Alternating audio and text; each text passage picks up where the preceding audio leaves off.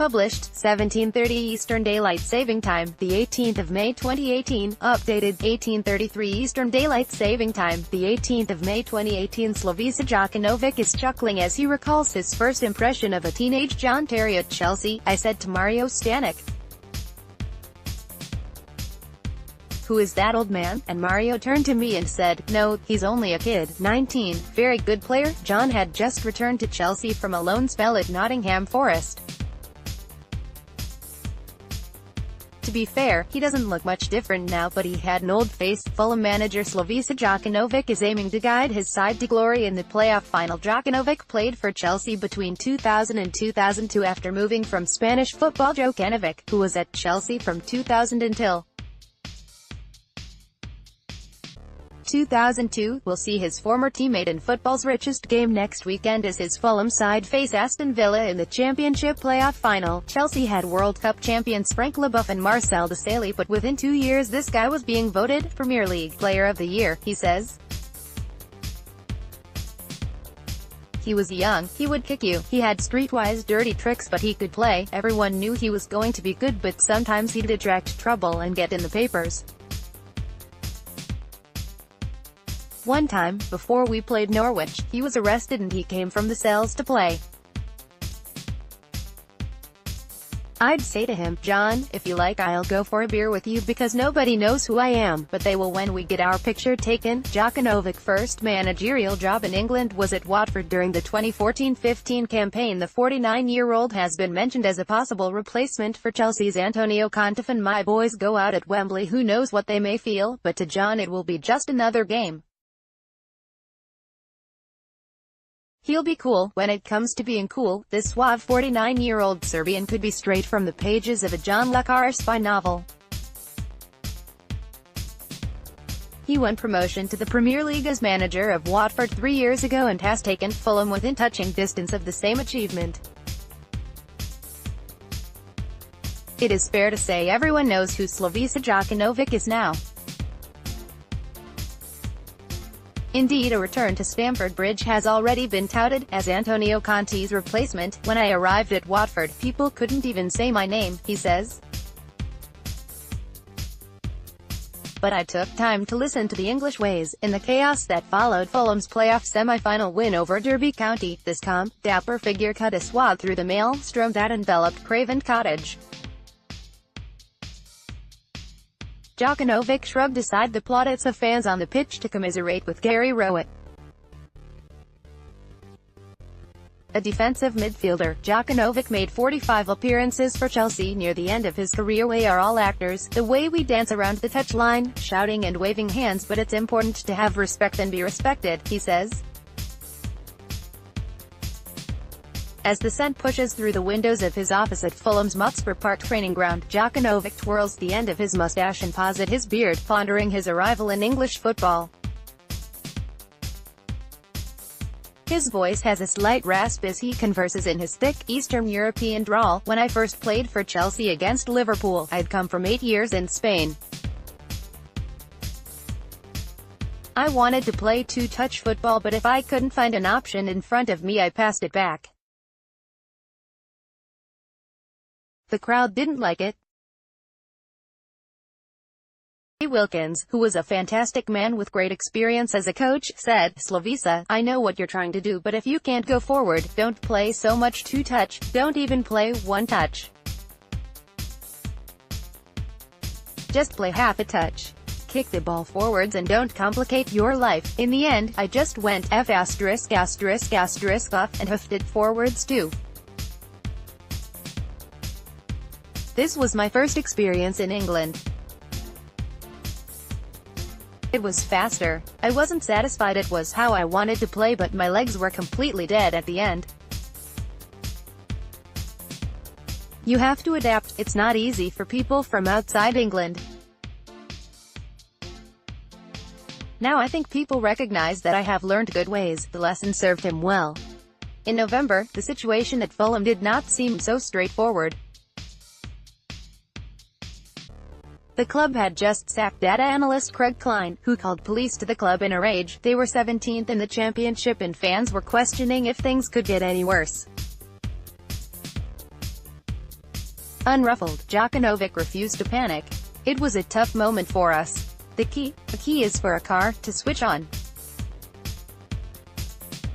In football you have to take little steps. I knew then where we would be in May. I wouldn't be a manager, I'd be in the betting shop instead." Those little steps saw the recruitment process change for the better. The team began to gel, fighting characters emerged, and the additions of Matt Targett, Cyrus Christie and Alexander Mitrovic gave them balance plus a cutting edge.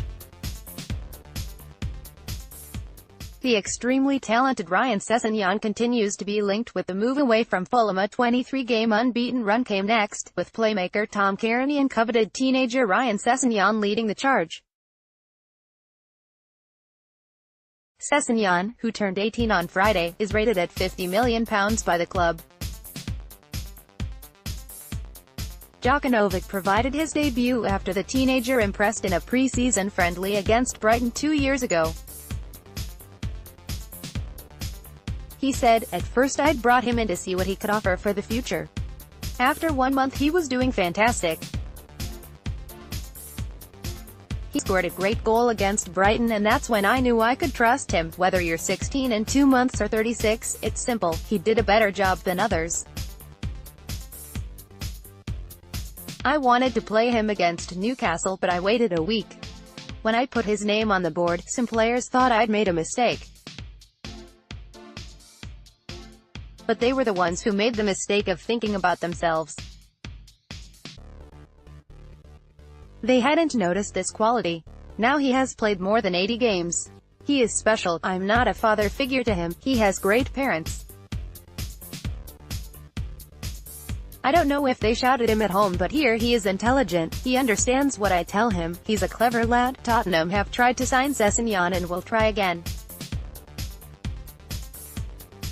Likewise, Cairney is not short of top-flight suitors. Jokanovic insists that Tom Cairney, who is wanted by several clubs, is important to Fulham. "Cairney is important to us. We missed him early in the season with injury. He's never scared," growls Jokanovic. "I say it's better for them to stay with me. Fight with me. I can make them better, they'll play and we will have greater quality." It is difficult to disagree. Jokanovic talks, not quite with menace but in no-frills honesty. "People think I'm scary but I'm not. Not really. 129 games, 60 wins, 34 draws, 35 defeats. He is sharp, fluent in 3 languages and cultured. After all, this a man whose music tastes include The Cure and The Cult." He lists Sergio Leone's gangster epic Once Upon a Time in America as his favorite film. "Yes, Robert De Niro could play me," and is partial to the theater and watching tennis with the odd Pims at nearby Wimbledon. Fans say he is a typical native of home city Novi Sad, the Serbian Athens, on the banks of the Danube, where Jokanovic first honed his skills playing on the streets for 8 hours a day. His father, a driving instructor, did not really encourage his football, so Jokanovic was a late developer. He did not take the game seriously until he was 14 and was even scolded by his local club for preferring to play on the streets with friends rather than attend first-team matches. Today he is not so easily distracted. His wife and 3 children, Stasa, Sarah and son Marco, live at the family home in Madrid, furthering their education. Though they will venture to London for next Saturday's game, their absence allows him to focus on the task ahead. Jokanovic is delighted that Fulham are back at Wembley for the first time in 43 years. Wembley and its reverence as English football's home is a moot point considering Fulham owner Shahid Khan's vested interest in the venue, but it is clear it is a ground Jokanovic holds in great regard, like the Maracana or the Bernabeu. This will be his first competitive experience there. It is also the first time Fulham have returned to Wembley since Alan Mullery and Bobby Moore led them in the 1975 FA Cup final. They lost 2-0 to West Ham, but a repeat is not on Jokanovic's agenda. It's a great occasion. Being the first Fulham side back there in 43 years is special and a nice statistic, but the job is not done until we are in the Premier League. The win over Derby will mean nothing. It's not enough just to be there and say this is a nice place. We go to win. I will never give up and never surrender. We are close to the land of opportunity and our ambition must be to make it.